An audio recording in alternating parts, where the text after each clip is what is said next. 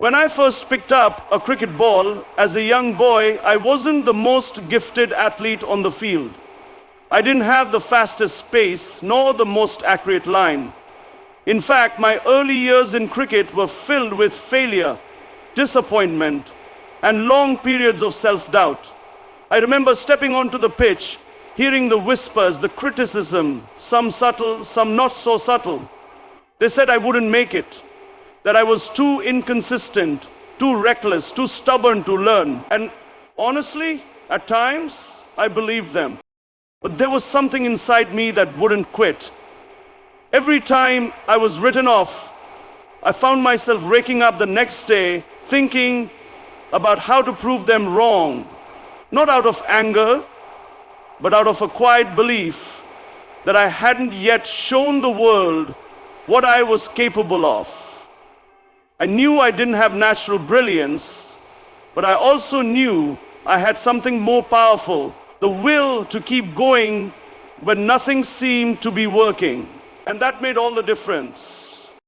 There were tours where I wasn't picked, matches where I was benched, and phases where I wasn't performing. And each time I fell, I forced myself to get back up. Not because I was fearless, but because I had a purpose. I wanted to be more than just another name on the roster. I wanted to lead, to inspire, to carry the weight of a nation on my shoulders one day. But dreams like that don't come cheap. They demand everything. Your energy, your focus, your discipline, your sacrifice.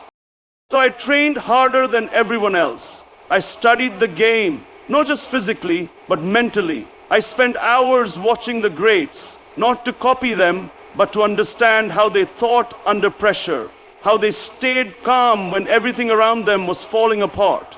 I worked on my fitness until my body ached. I refined my technique again and again.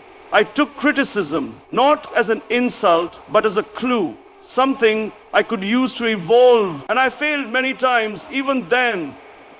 But I didn't stop. I couldn't. People think grit means being tough on the outside. That's not it. True grit is silent. It's what makes you go back to the nets after a crushing defeat. It's what whispers, you've got more in you when you've already given everything. It's what keeps you grounded when success finally comes knocking, because you know how long and lonely the journey was to get there. By the time I was made captain, I wasn't the same person. The failures had carved out something stronger in me. Leadership wasn't about shouting instructions. It was about carrying belief in the eyes of your team. It was about making them feel like they could win even when the scoreboard said otherwise. And in 1992, when we were written off again, laughed at, counted out, that belief is what carried us all the way. We didn't win that tournament because we were the most talented team. We won because we refused to give up. Because every player in that dressing room had tasted failure and they had chosen to rise above it. Because grit is contagious. When you carry it with humility and conviction, it spreads like fire. And that's the lesson I carry with me everywhere, in everything I do. It doesn't matter where you start. What matters is how you respond when things fall apart.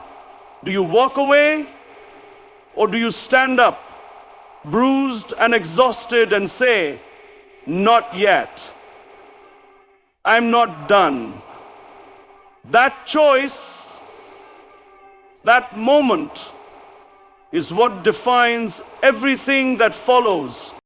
There are moments in life that break you, that leave you standing in the middle of a storm with no clear direction, no plan, and nothing but pain.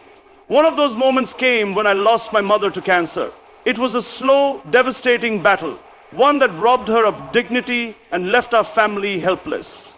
What struck me most wasn't just the pain of losing her, but the feeling that there was nowhere to turn. The absence of proper medical facilities, the lack of care, the despair of watching someone you love fade away while knowing that if you were somewhere else with better resources, maybe things could have been different. That experience never left me. It haunted me, but more than that, it gave me a sense of purpose I hadn't known before. I remember thinking, if we can't even treat our own people with dignity in their most vulnerable moments, then what are we doing as a society? I didn't know how I was going to do it. I didn't have a medical background. I wasn't a businessman. I had no political connections. But I made a decision that day. I would build a cancer hospital. And not just any hospital. One where the poorest could walk in and be treated like any other human being, regardless of their ability to pay. Everyone said it was impossible. They laughed, they doubted, they said it was too ambitious, too risky, too idealistic. But I had already faced doubt before, and I knew one thing. The most powerful ideas are often the ones that sound impossible at first. I didn't care how long it would take, how much it would cost, or how many doors would be slammed in my face. All I knew was that this wasn't about me anymore. It was about the thousands of people suffering in silence, just like my mother did.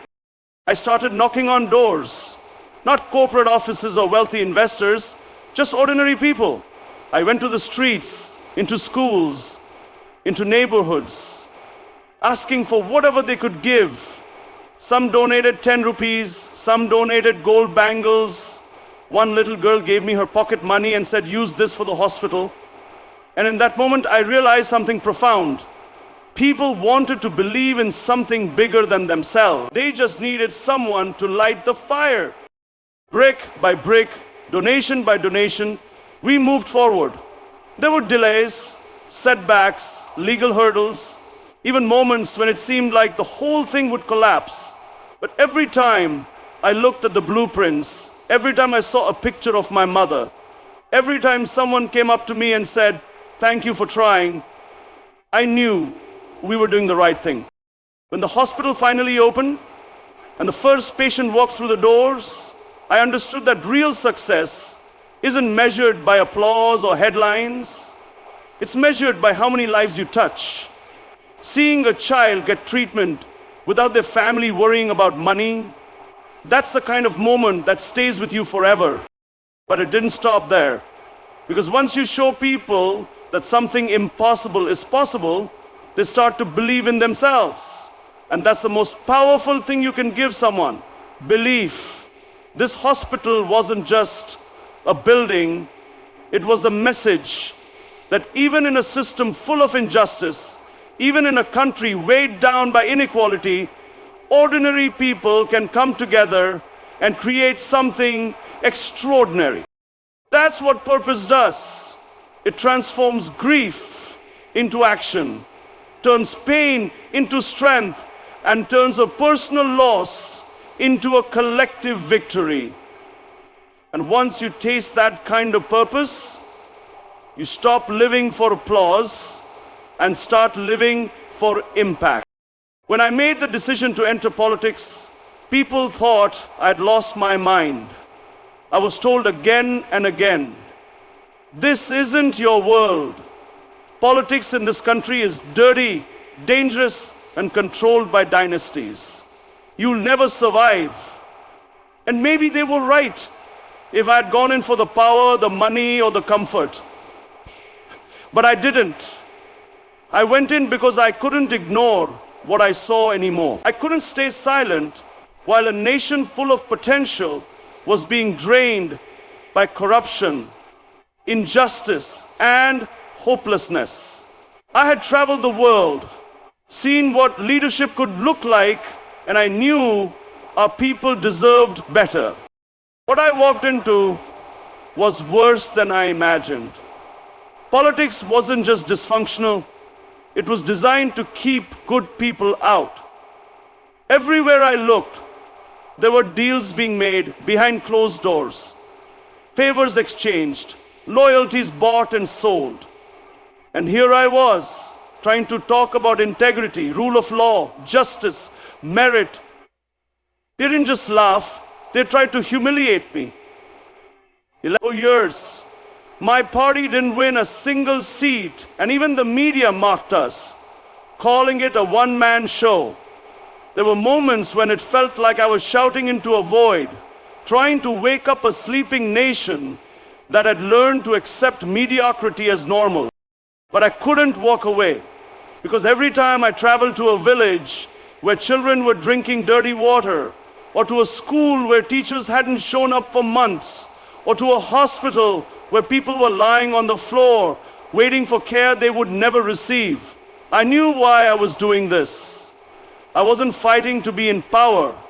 I was fighting to give people their dignity back, to create a country where the poor had rights, where institutions worked for the people. The temptation to give up was always there. Trust me, it would have been easy to return to a comfortable life, to leave the chaos behind. But I've never believed in easy. I believe in struggle. I believe that if you want to change something deeply broken, you have to be willing to stand alone, be mocked, be defeated again and again until the tide starts to turn. And slowly it did. I began to see young people showing up at rallies. Students who had never cared about politics were now holding flags, chanting for justice. Workers, farmers, teachers, they began to believe that maybe, just maybe, someone was speaking for them. And once that belief started to grow, it became unstoppable. It was never about winning elections. It was about shifting mindsets, about making people realize that they have power, that they don't need to accept a broken system, that they can demand better. But that kind of transformation doesn't happen overnight. It takes years of being told you're wasting your time. It takes sacrifice, patience, and the ability to keep going when nothing around you seems to change. And still, through all the rejection and setbacks, I stayed the course because the goal wasn't comfort. It was justice. It wasn't about being popular. It was about being principled. I wasn't interested in joining the club of elites who had ruled this country for decades. I wanted to dismantle it, to build something cleaner, stronger, something that would actually work for the ordinary citizen. Most people don't realize this, but true change doesn't start in parliaments or press conferences. It starts in your mindset, in your refusal to accept things as they are, in the quiet conviction that even if the world calls you a fool, if you're standing for truth, you're already ahead. There's a certain silence that follows you when you speak against the powerful. Not the silence of respect, but the silence of being watched. The kind of silence that lets you know you've stepped into a space where most people choose to look the other way. But I've never been one to stay silent just because it's safer.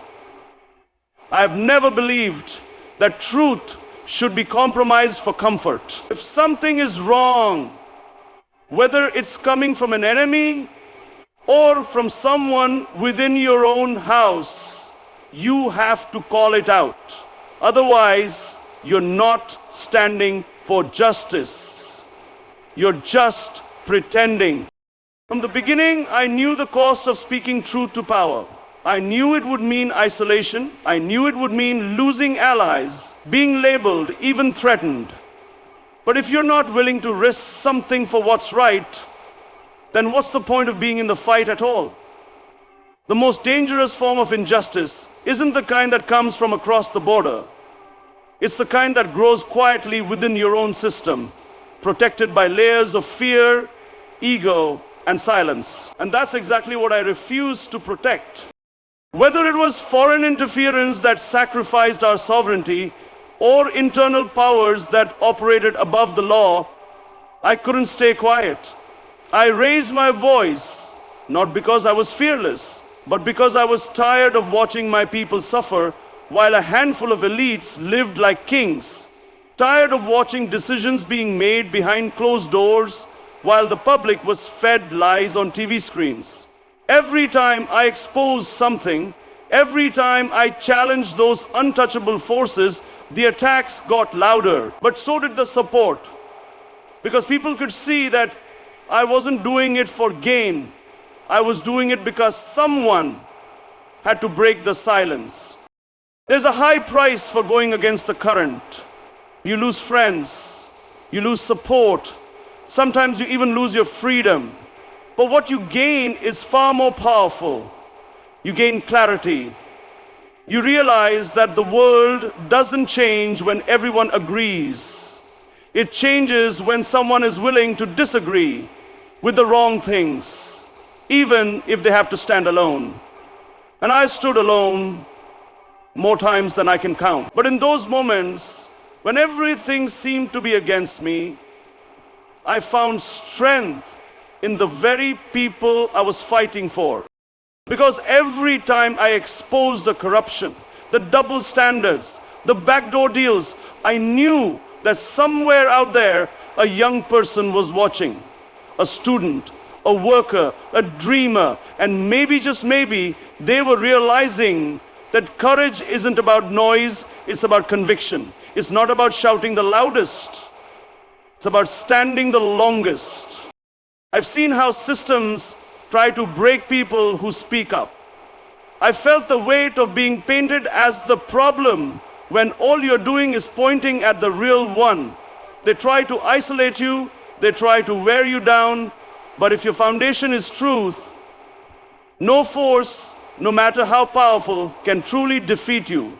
They can silence you temporarily, they can imprison your body, but they can't kill an idea whose time has come. They can't touch the hearts that have already been awakened.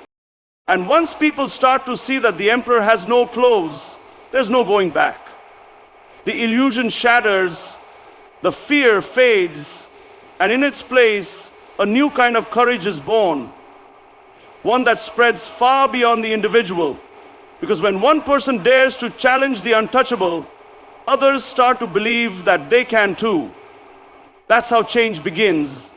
Not with the loudest voice, but with the one that refuses to be silenced. There comes a time in every journey where everything is stripped away. Your position, your freedom, your platform. When the noise fades and you're left alone, not on a stage, but in a cell. Not surrounded by applause, but by silence. And that's when you find out who you really are. Not when the cameras are rolling, not when the crowds are cheering, but when the world has seemingly turned its back on you and you're forced to look inward. There were moments when I was cut off completely. No phone calls, no visitors, no updates from the outside world. Days that blended into nights with nothing but concrete walls and my own thoughts to keep me company. And you begin to wonder, not just if people remember you, but if the cause you stood for was ever worth it. You start asking hard questions. Was it foolish to speak out? Was it reckless to go against those who held the real power? Would it have been easier to just compromise, stay quiet, play the game? But then something remarkable happens. In that solitude, you find clarity. You remember why you started this journey in the first place. You remember the faces of the people who placed their hopes in you. The child whose education was stolen by a broken system. The mother who lost her son to injustice. The countless men and women who stood in rallies, not for you, but for what you represented. And you realize that the silence around you isn't your enemy, it's your teacher. It shows you what comfort can't. It reminds you that convictions are only real when they're tested. When I was behind bars, I knew they thought they could break me, that isolation would drain my spirit, that the blackout in the media would erase me from the public's memory. But what they didn't understand is that I had never relied on the system to define me. My strength wasn't built in luxury, it was forged in hardship. Every time they tried to silence my voice, they only amplified the reason I raised it in the first place. I could feel it even from within the walls, that the people hadn't forgotten, that even if my name was censored, the message had already reached too far, too deep to be erased. Because this was never about one man. It was always about something bigger, an idea, a belief that justice is worth fighting for, even when it feels hopeless. Some nights were harder than others. The uncertainty, the endless waiting, the knowledge that I had no control over what came next. But not once did I feel regret, because I had made a choice long ago to live with truth, even if it meant living without comfort. And in that decision, there was peace, because I knew I was exactly where I was supposed to be. The world often celebrates success, but what it forgets is that the road to it is paved with trials most people never see. The greatest test of character isn't how you perform in front of millions. It's how you endure when no one is watching, when you're forgotten, when you're alone and still you refuse to bend. That's when you know your cause is real. When your silence speaks louder than their noise. When your absence becomes more powerful than their presence. When even in the darkest corners, your truth continues to shine. Because real strength is not proven in the spotlight. It's revealed in the shadows. The most powerful thing I've learned through this long, turbulent journey is that real victory doesn't come from reaching the top. It comes from the kind of person you become while climbing. It's easy to stand tall when things are going your way, when you're being celebrated, supported, praised. But what defines you is how you behave when everything falls apart, when the crowds disappear, when your own people begin to doubt, when the system turns against you and you have every reason to let bitterness take root, but you choose not to. Time and time again, I've faced betrayal from those I trusted, from those who stood beside me when things were smooth, only to vanish when the storm arrived.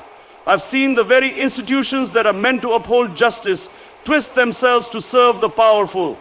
I've had doors slammed shut, friends switch sides, and lies spoken so often that some began to believe them. And still, I chose not to answer hate with hate, because the moment you become like those you're fighting against, you've already lost. You see, integrity isn't about words, it's not about clever speeches or grand promises. It's about consistency, staying true when it's costly, when it's painful, when it would be far easier to compromise. I had countless opportunities to take the easier path, to make deals, to remain silent, to gain favor. But every time I stood at that crossroads, I asked myself, what will be left of me if I walk away from what I believe? And every time the answer was clear. You don't change a nation by becoming part of the problem. You change it by holding the line, even when it shakes beneath you, even when you're called stubborn, unreasonable, arrogant. If your compass is set to truth, you don't need approval, you need endurance. And endurance only grows through pain, through rejection, through the fire that burns away the comfort and leaves only what's real. There's something beautiful about resilience, not the kind that screams, but the kind that endures in silence. The kind that keeps walking when the world tells you to stop. The kind that rebuilds after every loss, every defeat, every setback. That's the strength I've learned to rely on. Not the strength of muscles or money or position, but the strength of spirit. That quiet, unshakable force that comes from knowing you're serving something bigger than yourself. Because in the end, no matter how hard they try to erase you, if your struggle is for the people will carry you forward. Not just in votes or rallies or slogans, but in their hearts. They will remember the one who didn't flinch when the storm came. The one who stood tall not because he was unafraid, but because he refused to kneel.